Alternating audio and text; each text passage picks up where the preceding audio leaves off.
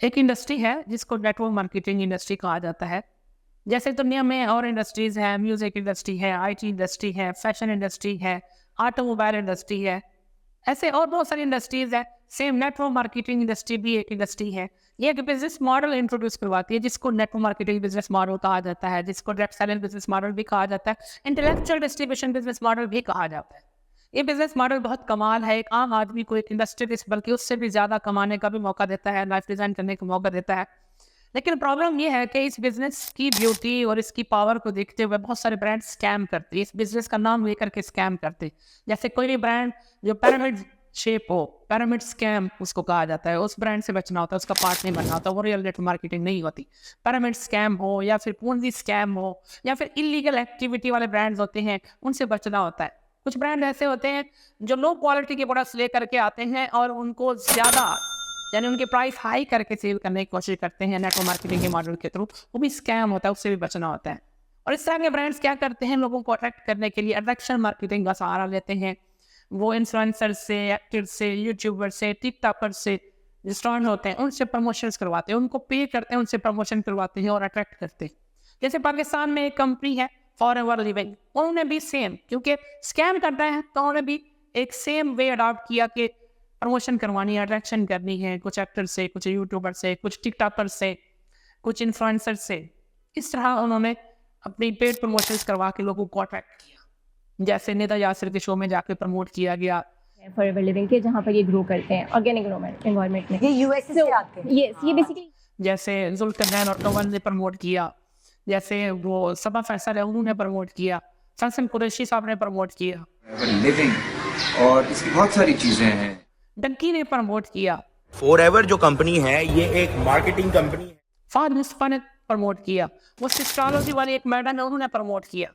जब मैंने देखा तो मुझे अफसोस होता था कि ये ब्रांड कितना स्कैम कर रहा है, और इस स्कैम में ये इन्फ्लुएंसर्स, ये एक्टर्स, ये टिकटॉकर्स, ये यूट्यूबर्स भी अपना रोल प्ले कर रहे हैं, क्योंकि ये एड्स चला रहे हैं, लोग इनको देखते हैं, इनको सुनते हैं, ड्रामों में देखा होता है एक्टर्स को, उनसे अट्रैक्ट हो करके लोग पार्ट मान रहे हैं। जब ये पेड प्रमोशन कर रहे हैं कि घर से बैठ के काम करना है तो ये फॉर्म फिल करो, इस तरह स्कैम का शिकार हो रहे हैं लाखों लोग, और इस स्कैम का पार्ट ये इन्फ्लुएंसर्स भी है। मुझे बड़ी तकलीफ होती थी, और वो तकलीफ बहुत ज़्यादा बढ़ गई जब मैंने देखा कि पाकिस्तानी एक मोटिवेशनल स्पीकर, एक ट्रेनर, वो भी इस स्कैम को प्रमोट करने पहुंच गया। मुझे बड़ी तकलीफ हुई कि एटलीस्ट इस शख्स को नहीं करना चाहिए। इन्फ्लुएंसर, यूट्यूबर्स, टिकटॉकर्स चले, वो तो उनको समझ नहीं है, लाइन की वजह से कर रहे हैं या पैसा दे के कर रहे हैं, लेकिन एक मोटिवेशनल स्पीकर, एक ट्रेनर, उसको इस तरह के काम नहीं करना चाहिए कि वो एक स्कैम को पैसे लेकर के प्रमोट करने पहुंच जाए। जैसे वो उनके इवेंट में गए, वहाँ पे प्रमोट किया, शेयरिंग भी की कि देखें फ्लां इतने टाइम में गाड़ी ले ली उसने, ये हो गया, वो हो गया। हुमायूं इरफान ने मुझे बताया कितनी सक्सेस स्टोरीज हैं, कई ऐसी सक्सेस स्टोरीज में जिसमें बच्चे अभी कॉलेज पढ़ रहे हैं, यूनिवर्सिटी पढ़ रहे हैं, और उनकी अर्निंग इतनी अच्छी है कि उन्होंने गाड़ियाँ खरीदी। इंटरव्यू भी दिया कि इस तरह की कंपनी से इंस्पायर हूँ और होना चाहिए वगैरह वगैरह। फिर उनकी ट्रेनिंग्स भी की, मीटिंग्स की, ट्रेनिंग्स की वीडियोस बना के दी, उन लोगों ने रील्स लगाई, उन लोगों ने अट्रैक्ट किया। मुझे बड़ी तकलीफ होती थी। बहुत सारी दुआएं आपके लिए, और इसको रजिस्टर करवाने के लिए अपने मैनेजर से रब्ता करवा लीजिए, और पूरी टीम को मेरी बेस्ट विशेस हैं। अल्लाह आपको ढेर सारी कामयाबियां दे। बहुत बहुत फिर मैंने पाकिस्तानी कौम को अवेयरनेस देने के लिए, उनकी हेल्प करने के लिए, मैंने 3 महीने पहले से वीडियोस बनाए जिसमें मैंने बताया कि network marketing industry, network marketing business model ठीक है, लेकिन जो मोर देन 90% ब्रांड स्कैम कर रहे होते हैं उनसे बचना होता है। जैसे मैंने एक वीडियो बनाई pyramid scheme versus real network marketing, तो पिरामिड स्कीम के ब्रांड से बचना होता है। फिर एक और वीडियो बनाई Ponzi scheme versus real network marketing. फिर एक और वीडियो बनाई illegal network marketing versus legal network marketing. फिर 4th वीडियो बनाई जिसमें मैंने बताया how to choose the right brand, how to choose the right company. मकसद ये था कि पाकिस्तानी अगर इस बिजनेस में जाते भी हैं तो उनको अवेयरनेस हो, वो सोच समझ के पिरामिड, पूंजी, इलीगल वाले इस तरह के ब्रांड से बचे, ताकि उनके साथ स्कैम ना हो, फ्रॉड ना हो। और सोने में फायदा ये हुआ कि संदीप महेश्वरी साहब ने एक वीडियो बनाई 3 हफ्ते पहले। उन्होंने उस वीडियो में बताया कि एक राइट कंपनी की क्या निशानियां होती हैं और एक स्कैम कंपनी की क्या निशानियां होती हैं। उन्होंने जितने भी पॉइंट्स बताए जो एक स्कैम कंपनी में होते हैं, वो सारे के सारे फॉरएवर लिविंग में मौजूद हैं, जिसको कासिम निशा साहब ने प्रमोट किया। जब उनकी वीडियो आई, संदीप महेश्वरी साहब की वीडियो, तो उनकी वीडियो के कुछ दिनों के बाद कासिम अली शाह साहब ने एक वीडियो बनाई। मैंने कहा शायद उनको ज़्यादा समझ आ गई होगी संदीप की वीडियो के बाद।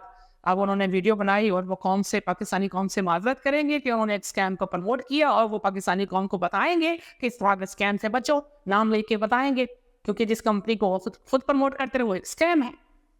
जब मैंने वो वीडियो देखी, उस वीडियो में मुझे कोई ऐसा जिक्र नहीं मिला जिस कंपनी को उन्होंने प्रमोट किया जिसके सारे के सारे पॉइंट्स स्कैमर्स कंपनीज वाले हैं, उन्होंने उसका जिक्र भी नहीं किया, और 17 साल पहले की स्टोरी लेकर के बैठ गए। तो वो देखने के बाद मेरे कासिम अली शाह साहब से 3 सवाल हैं। पहला सवाल ये है कि जब आपने वीडियो देख भी ली संदीप महेश्वरी की और उसके जवाब में वीडियो भी बनाई है, तो फिर आपको तो पता चल गया कि फॉरएवर स्कैम, आपने फॉरएवर का नाम क्यों नहीं लिया?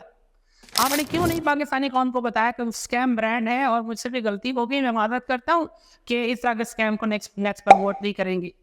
क्या ये वजह तो नहीं क्योंकि आपने उनसे पैसे लिए हुए थे, इसलिए आपने उनका नेम भी नहीं लिया? दूसरा सवाल ये है कि आप अपनी वीडियो में कहते हैं कि 17 साल पहले आपको पता चल चुका था कि इस तरह की कंपनी स्कैम होती है, फ्रॉड होती है, और आपने 17 साल पहले ही ये कंपनी की ट्रेनिंग स्टॉप कर दी कि कहीं स्कैम फ्रॉड ना हो। अगर आपको 17 साल पहले ही पता था कि इस तरह की कंपनी, इस तरह के ब्रांड स्कैम करते हैं, तो मेरा सवाल ये है कि कुछ महीने पहले आपने फॉरएवर को क्यों प्रमोट किया? आपने उनकी ट्रेनिंग क्यों की? आपने उनके इवेंट्स में क्यों शेयरिंग की और कहा कि फलां ने गाड़ी ले ली, ये हो गया, वो हो गया, इंटरव्यू भी दिया, वीडियोस भी बना के दे रहे? आपको तो पता था 17 साल पहले, तो फिर कुछ महीने पहले आप कैसे स्कैम का हिस्सा बने, कैसे स्कैम को प्रमोट किया, क्यों किया? तीसरा सवाल मेरा आपसे ये है कि संदीप महेश्वरी की वीडियो देखने के बाद कहीं आपको ऐसा तो नहीं लगा कि आपने स्कैम प्रमोट किया और पाकिस्तानी कौम को डाइवर्ट करने के लिए आपने जवाब में वीडियो बनाई और इधर उधर की बातें 17 साल पहले लेकर के बैठ गए? क्योंकि मुझे तो ऐसा लग रहा है कि आपने प्रोटेक्टिव वॉल क्रिएट की अपने गिर्द और फॉरएवर के गिर्द, जिसको आपने प्रमोट किया, कि लोगों को समझ ना लग जाए कि जनाब स्कैम को प्रमोट करते रहें। क्या बात है अधूरे इल्म के साथ कभी स्कैम में घुस जाते हैं, उसको प्रमोट कर देते हैं, या आधे अधूरे इल्म के साथ सही कंपनी को जिक्र कर देते हैं। यानी कुछ महीने पहले स्कैम को प्रमोट कर रहे हैं और फिर वीडियो बना के 17 साल पहले की स्टोरी लेकर के एक सही कंपनी को निशाना बना रहे हैं। समझ नहीं आता, एक तरफ से पैसे लेके स्कैम को प्रमोट किया और बल्कि ना सिर्फ प्रमोट किया बल्कि उनको प्रोटेक्ट भी किया, प्रोटेक्टिव वॉल भी क्रिएट की कि जिक्र भी नहीं किया उनका, और 17 साल पहले की स्टोरी लेकर के बैठ गए। एक नेक्स्ट वीडियो बनानी है जिसमें मैंने बताना है कंपैरिजन करके। आप आधे अधूरे इल्म के साथ ऐसे काम ना करें, क्योंकि आधे अधूरे इल्म की वजह से आप स्कैम में चले गए, स्कैम प्रमोट किया, और आधे अधूरे इल्म की वजह से सही कंपनी का जिक्र कर दिया। आपकी इन्हीं हरकतों की वजह से वो जो आफ्ताब इकबाल साहब के आपके बारे में रिव्यूज़ हैं, रिमार्क्स हैं, उनका वो जो जुमला है वो मुझे याद आता है, मैं दोहराना नहीं चाहता। आपकी इन्हीं हरकतों की वजह से वो जुमला सही साबित होता है, क्योंकि आप बिना रिसर्च, बिना तहकीक के कभी स्कैम को प्रमोट कर देते हैं, तो कभी प्रोटेक्ट करने के लिए अपने आप को और उनको प्रोटेक्ट करने के लिए, या शायद हो सकता है पैसे लेकर के एक सही कंपनी का नाम ले लेती है और उसको स्कैम कह देते हैं। ज़रा तहकीक कीजिए, रिसर्च कीजिए और इस तरह की हरकतों से बचिए, वरना आपका अपना इमेज खराब हो रहा है और पिछले कई महीनों से आपने देखा इस तरह की हरकतें करके। Thank you so much.